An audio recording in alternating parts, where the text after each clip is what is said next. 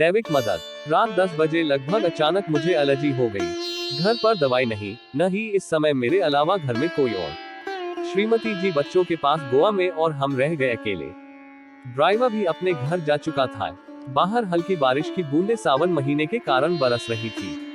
दवा की दुकान ज्यादा दूर नहीं थी, पैदल भी जा सकता था, लेकिन बारिश की वजह से मैंने रिक्शा लेना उचित समझा। बगल में राम मंदिर बन रहा था। एक रिक्शा वाला भगवान की प्रार्थना कर रहा था। मैंने उससे पूछा चलोगे, तो उसने सहमति में सर हिलाया और बैठ गए हम रिक्शा में। रिक्शा वाला काफी बीमार लग रहा था और उसकी आंखों में आंसू भी थे। मैंने पूछा, क्या हुआ भैया, रो क्यों रहे हो और तुम्हारी तबीयत भी ठीक नहीं लग रही। उसने बताया, बारिश की वजह से 3 दिन से सवारी नहीं मिली और बहुत भूखा है, बदन दर्द भी कर रहा है। अभी भगवान से प्रार्थना कर ही रहा था कि आज मुझे भोजन दे दो, मेरे रिक्शे के लिए सवारी भेज दो। मैं बिना कुछ बोले रिक्शा रुकवाकर दवा की दुकान पर चला गया। वहाँ खड़े खड़े सोच रहा था, कहीं भगवान ने तो मुझे इसकी मदद के लिए नहीं भेजा, क्योंकि यदि यही एलर्जी आधे घंटे पहले उठती तो मैं ड्राइवर से दवा मंगाता। रात को बाहर निकलने की मुझे कोई जरूरत भी नहीं थी और पानी न बरसता तो रिक्शे में भी न बैठता। मन ही मन भगवानन को याद किया और पूछ ही लिया भगवान से, मुझे बताइए क्या आपने रिक्शे वाले की मदद के लिए भेजा है। मन में जवाब मिला, हाँ। मैंने भगवान को धन्यवाद दिया। अपनी दवाई के साथ रिक्शे वाले के लिए भी दवा ली। बगल के रेस्तरां से छोले भटूरे पैक करवाए और रिक्शे पर आकर बैठ गया। जिस मंदिर के पास से रिक्शा लिया था वहीं पहुंचने पर मैंने रिक्शा रोकने को कहा। उसके हाथ में रिक्शे के 30 रुपये दिए, गर्म छोले भटूरे का पैकेट और दवा देकर बोला, खाना खाकर ये दवा खा लेना, एक एक गोली ये दोनों अभी और एक एक कल सुबह नाश्ते के बाद, उसके बाद मुझे आकर फिर दिखा जाना। रोते हुए रिक्शे वाला बोला, मैंने तो भगवान से 2 रोटी मांगी थी, मगर भगवान ने तो मुझे छोले भटूरे दे दिए। कई महीनों से इसे खाने की इच्छा थी। आज भगवान ने मेरी प्रार्थना सुन ली और जो मंदिर के पास उसका बंदा रहता था उसको मेरी मदद के लिए भेज दिया। कई बातें वह बोलता रहा और मैं स्तब्ध हो सुनता रहा। घर आकर सोचा कि उस रेस्तरां में बहुत सारी चीजें थी, मैं कुछ और भी ले सकता था, समोसा या खाने की थाली, पर मैंने छोले भटूरे ही क्यों लिए। क्या सच में भगवान ने मुझे रात को अपने भक्त की मदद के लिए ही भेजा था।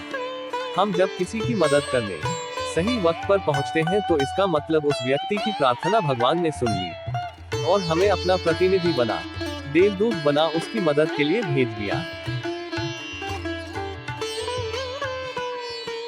एक अमीर आदमी था। उसने समुद्र में अकेले घूमने के लिए एक नाव बनवाई।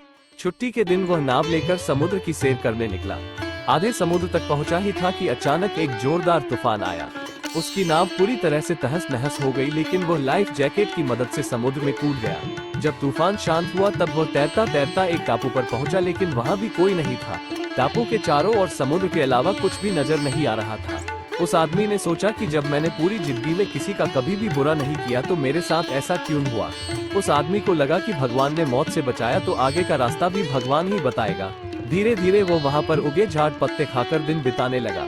अब धीरे धीरे उसकी श्रद्धा टूटने लगी। भगवान पर से उसका विश्वास उठ गया। उसको लगा कि इस दुनिया में भगवान है ही नहीं। फिर उसने सोचा कि अब पूरी जिंदगी यही इस टापू पर ही बितानी है तो क्यों ना एक झोपड़ी बना लूं। फिर उसने झाड़ की डालियों और पत्तों से एक छोटी सी झोपड़ी बनाई। उसने मन ही मन कहा कि आज से झोपड़ी में सोने को मिलेगा, आज से बाहर नहीं सोना पड़ेगा। रात हुई ही थी कि अचानक मौसम बदला, बिजलियां जोर जोर से कड़कने लगी। तभी अचानक एक बिजली उस झोपड़ी पर आ गिरी और झोपड़ी धधकते हुए जलने लगी। ये देखकर वह आदमी टूट गया। आसमान की तरफ देखकर बोला, तू भगवान नहीं, राक्षस है, तुझ में दया जैसा कुछ है ही नहीं, तू बहुत क्रूर है। वो व्यक्ति हताश होकर सर पर हाथ रखकर रो रहा था कि अचानक एक नाव टापू के पास आई। नाव से उतरकर 2 आदमी बाहर आए और बोले कि हम तुम्हें बचाने आए हैं।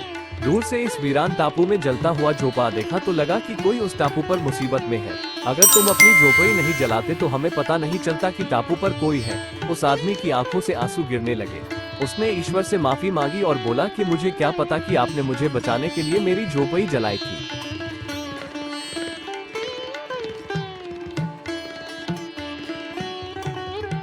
मित्रों, ये थी आज की कहानी जो धार्मिक आधार और प्रचलित आख्यानों पर आधारित थी।